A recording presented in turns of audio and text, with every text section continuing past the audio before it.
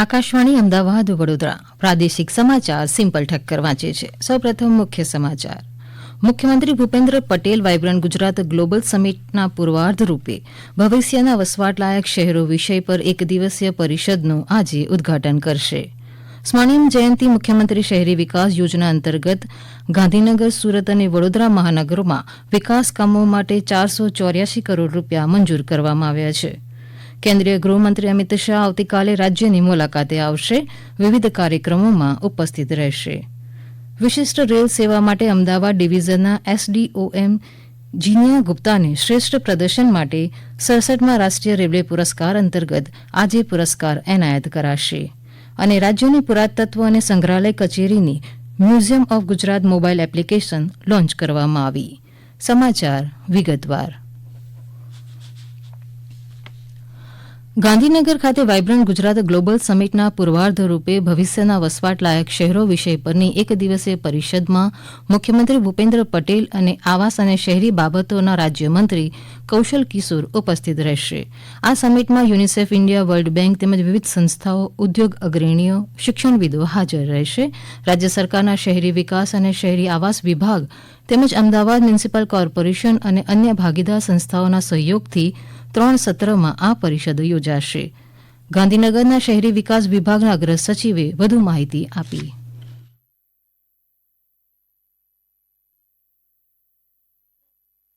8 pre vibrant summit પછી આ 9મી pre vibrant summit છે જે અર્બન ડેવલપમેન્ટના વિષય ઉપર અમે યોજવા જઈ રહ્યા છીએ. કુલ 800 લોકોની ભાગીદારી આ સેમિનારમાં થાય એવું અપેક્ષિત છે. જે શહેરોમાં લોકો આવીને વસે એ કયા પ્રકારના શહેરો હોઈ શકે, ક્લાઇમેટ રેઝિલિયન્ટ હોય, સસ્ટેનેબલ હોય, નેટ ઝીરો હોય અને સ્માર્ટ સિટીઝ હોય, એ વિષય ઉપર ચર્ચા વિચારણા કરવામાં આવશે. ઇન્ડિયન અને ઇન્ટરનેશનલ એક્સપર્ટની હાજરીમાં લિવેબલ સિટીઝની રચના કેવી રીતે કરી શકાય, કેવી રીતે ઇમ્પ્લિમેન્ટ કરી શકાય એ વિષયની ચર્ચા વિચારણા એમાં થશે.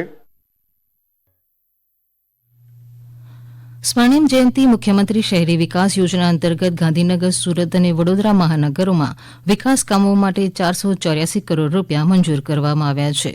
મહાનગરોમાં આંતરમાળખાકીય વિકાસ અને આઉટગ્રોથ એરિયા ડેવલપમેન્ટ માટે મુખ્યમંત્રી શહેરી સડક યોજનાના કામોને મુખ્યમંત્રી ભૂપેન્દ્ર પટેલે સૈદ્ધાંતિક મંજૂરી આપી છે.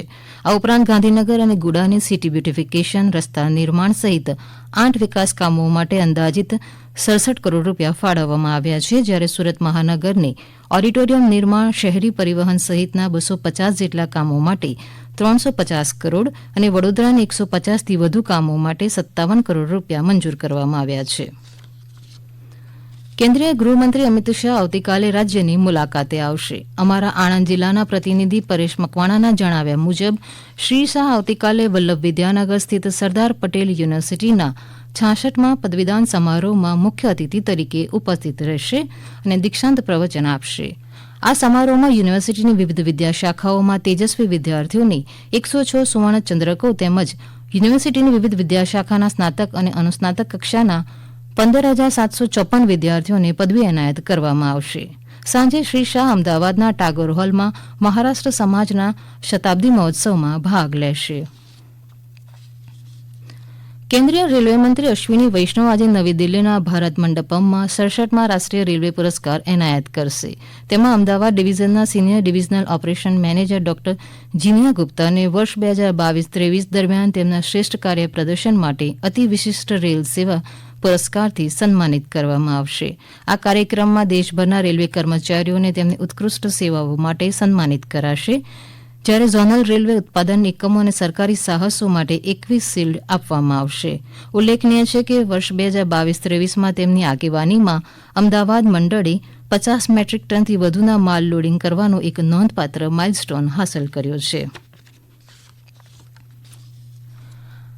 આ સમાચાર આપ આકાશવાણીના અમદાવાદ વડોદરા કેન્દ્ર પરથી સાંભળી રહ્યા છો. વધુ સમાચાર આપ અમારી વેબસાઇટ newsonair.gov.in/ ગુજરાતી પર વાંચી શકશો. ગાંધીનગર ખાતેથી પ્રવાસન અને સાંસ્કૃતિક પ્રવૃત્તિઓ મંત્રી મુળુભાઈ બેરાના હસ્તે museum of Gujarat mobile application launch કરવામાં આવી હતી.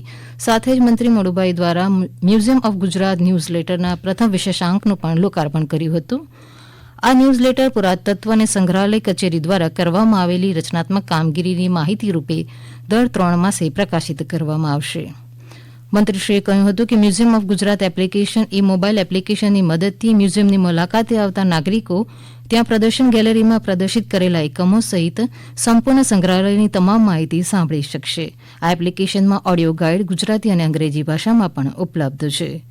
હાલમાં આ એપ્લિકેશન વડોદરા મ્યુઝિયમ અને પિક્ચર ગેલેરીની ઓડિયો ગાઈડ ઉપલબ્ધ છે અને ભવિષ્યમાં ગુજરાત સરકાર હસ્તકના તમામ સંગ્રહાલયોમાં સમાવેશ કરવામાં આવશે. નાગરિકો આ એપ્લિકેશન ગૂગલ પ્લે સ્ટોર અને iOS એપ સ્ટોર પરથી ડાઉનલોડ કરી શકશે તેમ મંત્રીશ્રીએ ઉમેર્યું હતું.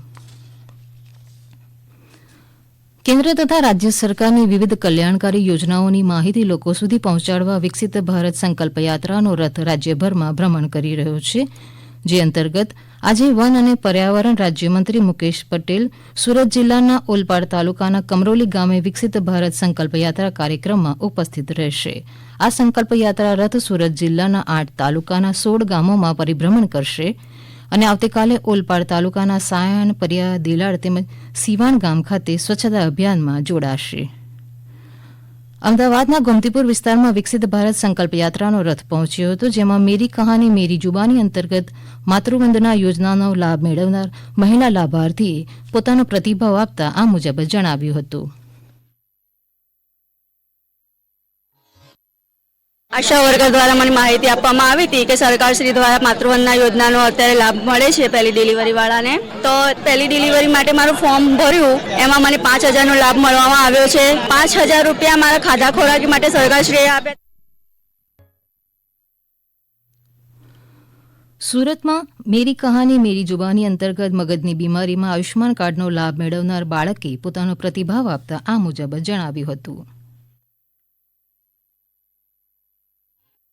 સિવિલમાં ગયેલા અમે ત્યાં ખબર તો પડી કે મગજમાં પાણી થઈ ગયેલું. ત્યાં પછી ઈલાજ ચાલુ કર્યું. 18 મહિને મેં દવા ખાધી. અહીંયા આરોગ્ય કેન્દ્રમાં આવ્યા ત્યારે 18 મહિના સુધી મારી દવા ચાલી. અત્યારે મેં હવે ઠીક થઈ ગયું પૂરું.